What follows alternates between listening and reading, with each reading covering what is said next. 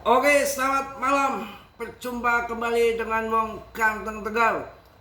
Apaan ini? Wong ganteng mulu, wong ganteng mulu. Ganteng ditinggalin istri kok ganteng. Ya kalau nggak yang nyebut diri sendiri siapa? Kalau mantan istri kan bilangnya bangsat gitu kali ya. Ngaco ya. Pokoknya info malam ini just untuk kalian agak berisik dikit. Hujan dari asar kawan, dari asar tuh masih ngerenya saja. Tapi di sini hujan itu gerah saja pakai kipas tuh di belakang. Hujan tapi gerah karena ada kawasan pabrik, kawasan padat penduduk ya begitulah. Beda saya kemarin ke Batang tuh, aduh dingin pakai sarung 3 kali. Kalau di sini beda panas. Oke semangat ya. Banyak info yang simpang siur tapi hati-hati, penuh dengan info itu kadang-kadang positif negatif itu kadang-kadang nggak benar. Kadang negatif dibikin positif, positif dibikin negatif. Mereka yang bayar, mereka yang punya ada kepentingan macam-macam aja di grup ribut. Tadi saya share itu bahwa Trump hentikan perang, ada mediatornya di negara Arab sana. Ada lagi berita yang Trump nggak mau damai. Itu berlawanan kan berita. Padahal info yang benar, Trump itu memberikan sinyal untuk damai dari kemarin-kemarin ya. Pokoknya nanti akan saya bahas PP peredaran suplainya udah beredar semua, tidak ada permainan dari debtnya. Di ETF kan pula mantap, saya rasa mantap. Kalau PP sampai di ETF kan, apakah denek Doge dan Shiba? No. Denek apa Mas Bro? Denek BTC. Dior ya, itu pandangan saya. Denek di BTC barangkali kok. Kalau ngomong ceplas-ceplas tuh biasanya fakta loh. Saya pernah ngomong itu sebetulnya ngawur saja pada waktu itu. Nanti PP akan duet maut listing bersamaan Coinbase dan Robinhood. Itu ngomong ngawur. Itu fakta dan terjadi listing duet bareng antara di PP itu. Coba sayangnya si Coinbase itu masih perdagangan future, fisiknya paling ngiprit dikit ya. PP ini udah dipegang Asia kawan, tenang aja. Exchange itu 41%, pasokan 40% bandar dia nggak dikeluarkan. Gila nggak? 41% tuh para bandar-bandar besar itu di holding kawan. Jadi nanti ketika terjadi ledakan, wah kelangkaan barang saja. Tadi order di Bitem aja nggak kena, biasa kan kena kalau lagi banyak barang ya. Yang akan membuat PAM tahun ini tuh ada 3 katalis: perang berakhir, clarity aset, dan PPETF. Bear market itu akan segera berakhir infonya. Tapi kalau tetap diari saya sendiri, dalam dunia kripto berisiko tinggi, Mas Bro tidak bertanggung jawab atas kerugian kalian. Semua kerugian ditanggung masing-masing. Investasi sudah pilihan kita sendiri ya. Bear market kripto akan segera berakhir. Ada 3 sinyal kuat dan 1 peringatan penting untuk kalian semua. Nanti akan saya babat habis PP ya. Pokoknya Axios mengonfirmasi bahwa Amerika Serikat dan Iran tengah melakukan pembicaraan aktif terkait potensi gencatan senjata selama 45 hari dengan Pakistan, Mesir, dan Turki berperan sebagai mediatornya. Hati-hati, yang kena likuidasi dalam 24 jam ini 196 juta dolar. Wah, posisi short kena semua. Hampir 3 kali lebih besar dari long. Oke, langsung kita akan babat habis berita-berita. Alasan dibalik pandangan tersebut adalah volatilitas yang mulai meningkat, sementara pokoknya short yang mana situasi menilai bahwa Selat Hormuz kemungkinan akan memasuki fase akhir pada pekan ini. Dalam skenario itu, fase akhir berarti akan dibuka kembali. Mudah-mudahan terjadi. Titik dasar bear market itu kalau kita melihat pandangan yang dulu itu setelah 80% terjadi penurunan. Ini kan belum 80%, tapi itu dulu. Jangan disamakan dengan pandangan sekarang. Ada pernyataan besar secara sekarang adalah apakah seluruh kondisi tersebut sudah terpenuhi saat ini. Salah satu data yang cukup menonjol menunjukkan bahwa long term holder kini menguasai sekitar 80% dan total suplai Bitcoin yang beredar. Jadi ketika akan terjadi bull itu biasanya dari ngeber itu 80% itu jatuh itu nggak kayak dulu, sudah nggak bisa begitu lagi karena adopsi ETF institusi sudah makin luas adopsi kripto. Kayak dulu yang BTCD-nya di 37 di tahun 2017 kan naik di tahun 2021 kan di 40, kalau sekarang paling 48 ataupun 50 ya. Secara lebih rinci urutannya adalah sebagai berikut: harga terlebih dahulu menembus cost basis investor baru, lalu harapan positif merubah menjadi pembelian agresif yang nyata, dan lonjakan permintaan tersebut mendorong cost basis onsen bergeser dari zona merah ke zona hijau. Ketika sinyal itu muncul secara bersamaan, yang berubah bukan hanya harga tetapi juga rezim pasar secara keseluruhan akan bull. Mohon maaf, batuk dulu. Pokoknya kita mudah-mudahan cuan semua. Kalau kita lihat ini apa namanya, bahwa suplai milik long term holder kembali mencatat pertumbuhan positif untuk pertama kalinya sejak November. Rata-rata sekitar 308.000 BTC kini ditambahkan ke dalam suplai long term holder. Apakah ini akan terjadi bull? Ya, kemungkinan. Yang masuk di harga tinggi 2,1 miliar kemarin kan otomatis akan di holding ya. Dan untuk bikin market pump itu bukan salah satunya dibukanya Selat Hormuz doang ataupun berhentinya perang saja. Tidak, perang itu akan ada hentinya. Wong namanya juga Ukraina dan si Putin aja ada berhenti ya. Ini tahun 2026 masih akan menyimpan kejutan yang sangat besar kawan. Gencatan senjata hanyalah satu bagian dari gambaran yang lebih luas yang menurut sejumlah analis masih belum sepenuhnya diperhitungkan oleh pasar. Banyak sekali jika konflik Iran benar-benar berakhir, ketua baru Fed mulai memangkas suku bunga, clarity aset disahkan, dan institusi keuangan tradisional mulai mengalirkan modal melalui stablecoin yang semuanya saat ini sedang berlangsung atau aktif dibahas. Maka lanskap pasar pada paruh kedua tahun 2026 bisa terlihat sangat berbeda dibanding dengan apa yang kita lihat harga tercermin saat ini.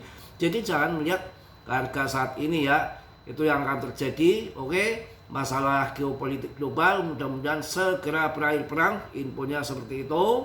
Kita yakin, dan salah satu bukan hanya perang saja yang akan membuat market pump ketika perang berakhir, ada juga ETF PP dan clarity aset yang segera disahkan. Oke, apalagi sekarang orang-orangnya udah orang-orang Trump semua.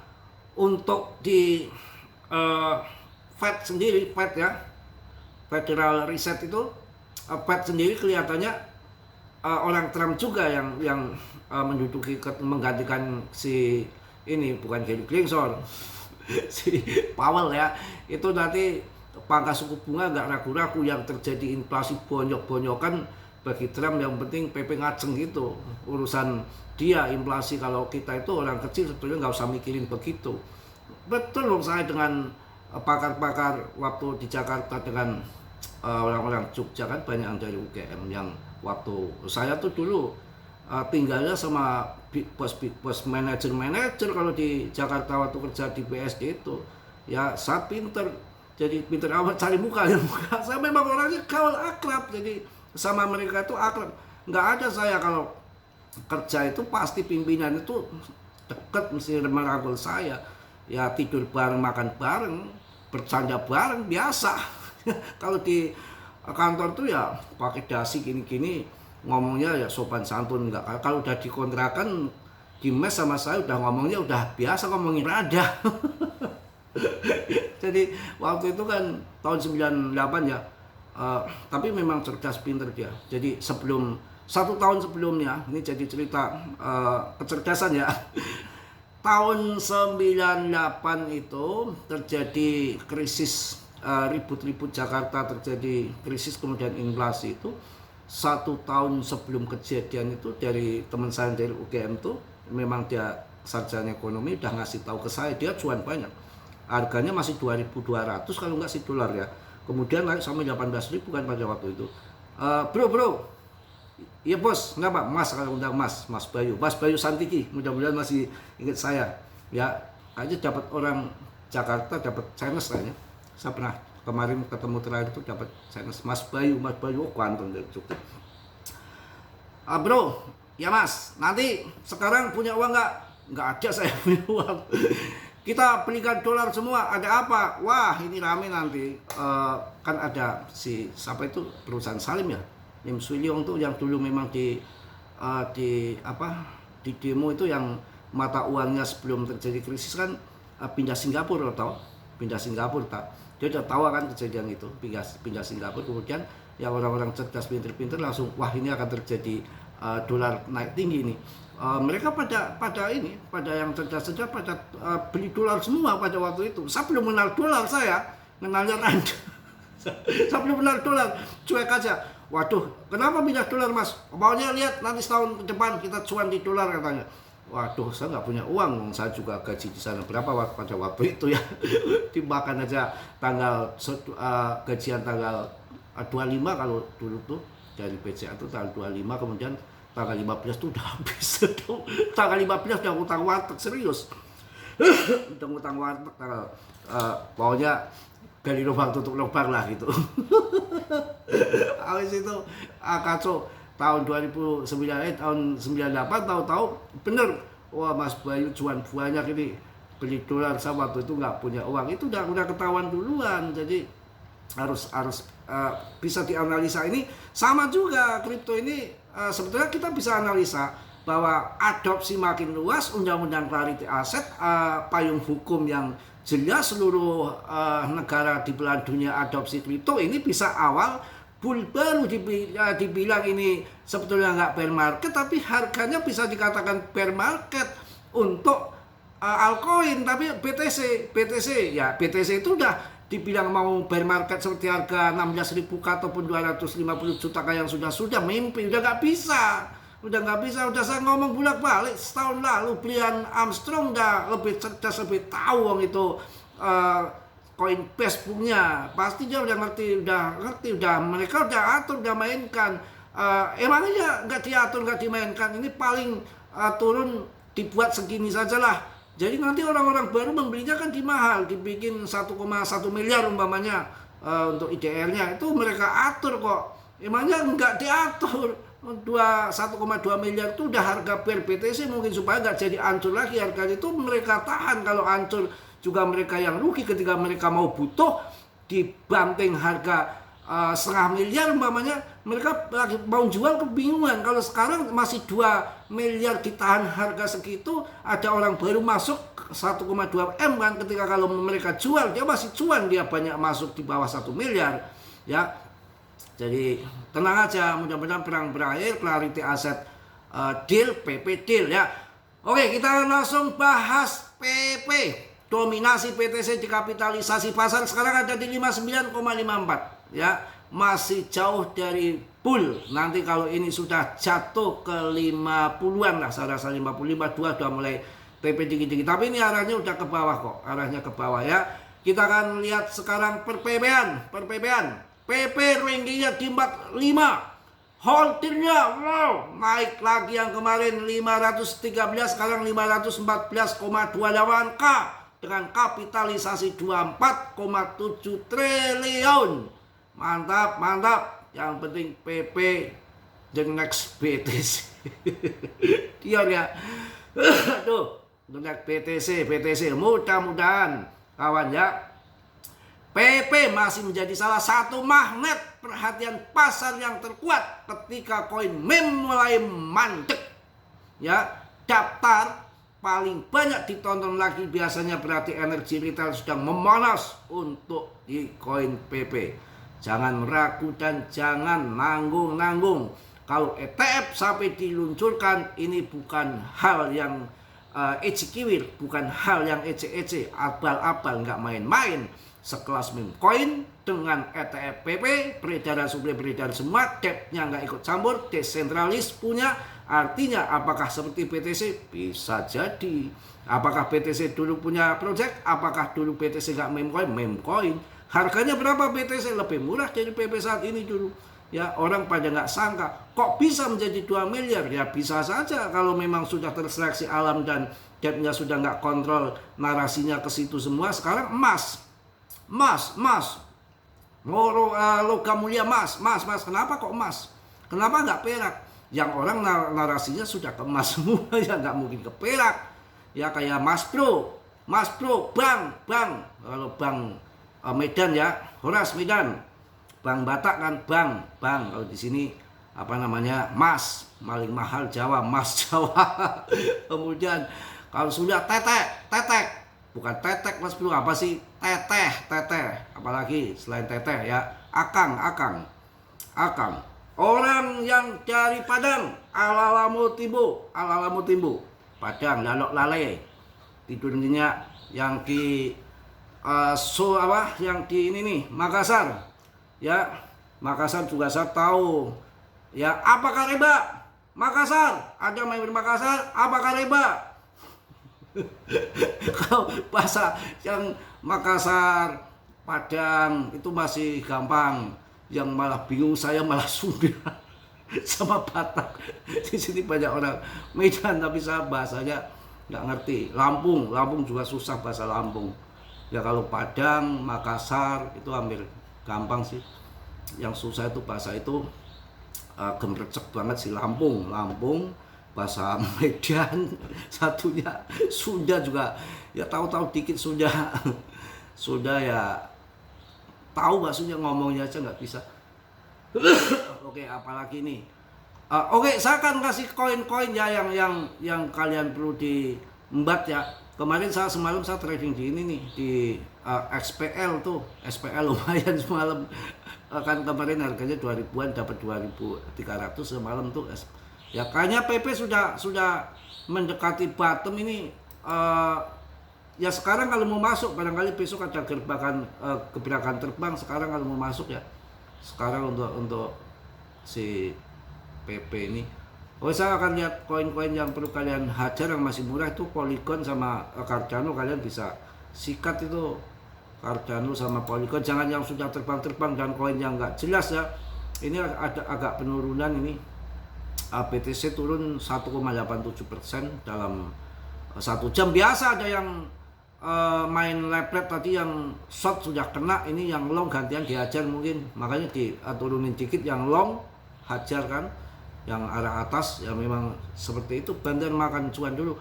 ETH kemarin sempat tadi 39 ya, ini sudah 37.600 ya, 37.600.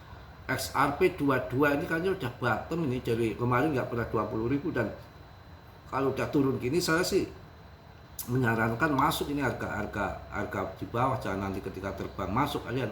Cardano boleh ini, Cardano boleh ya. Saya yang bagus-bagus saja, nggak usah yang aneh-aneh ya. Ini si Mbak Inu juga melempem, jangan yang aneh-aneh. PP 45, PP 24,7 triliun, Aster, Nir Protocol. Pokoknya koin-koin itu aja, Matic, Polygon boleh nih, lagi hancur harganya, yang lain naik nih turun sendiri. WLD ngaceng sendiri, WLD ya. Yang jalan koin A itu satu yang sudah investornya banyak itu si Nir Protocol, yang kedua WLD coin. Cuma WLD itu memang banyak pertentangan di mengganggu apa namanya itulah pokoknya agak lupa saya ya, pokoknya privasi, mengganggu privasi itu.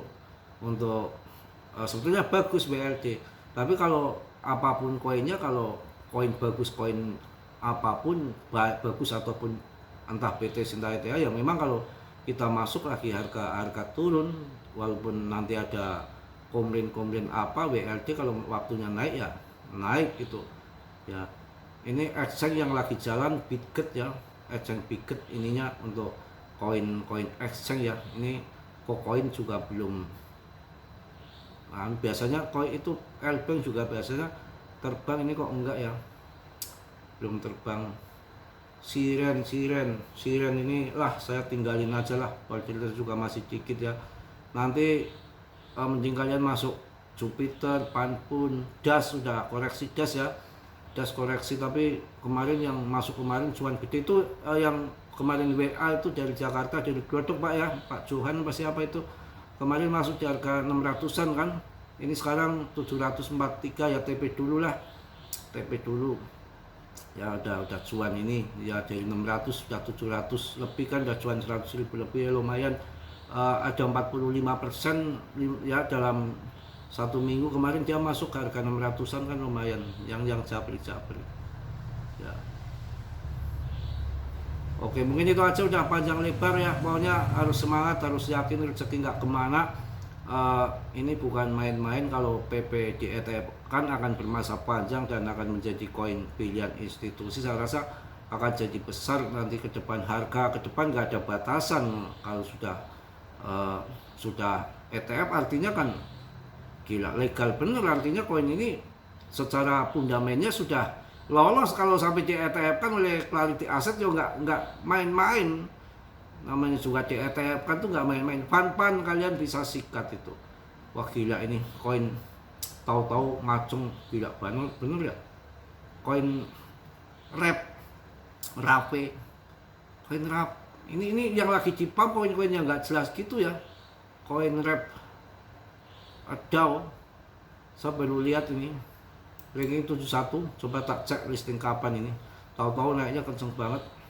Saya nggak mantu, semua koin dipantau ya pusing juga karena banyak koin ya.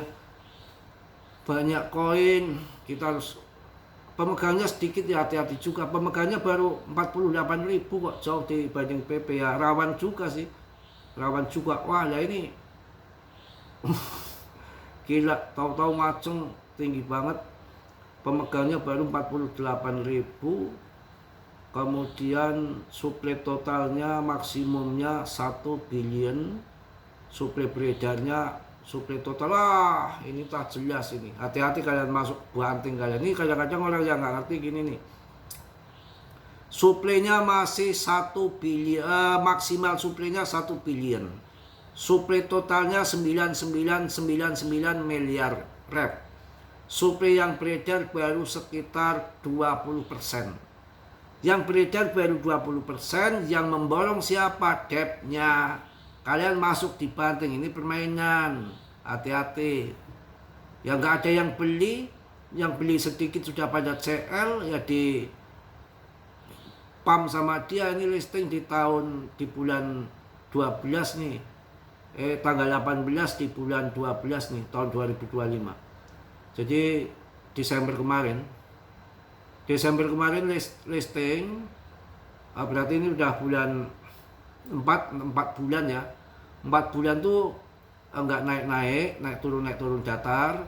Kemudian mungkin pada CL pada apa nggak ada yang beli ya, dia pump lah. Setelah dia pump, kalian masuk di atas ya, kalian nanti habis. Jangan masuk koin-koin yang lagi pump begini nih. Ini di jaringan apa ini? Kontraknya sih di Interscan nih. Di Interscan ya, tapi nggak jaminan Interscan.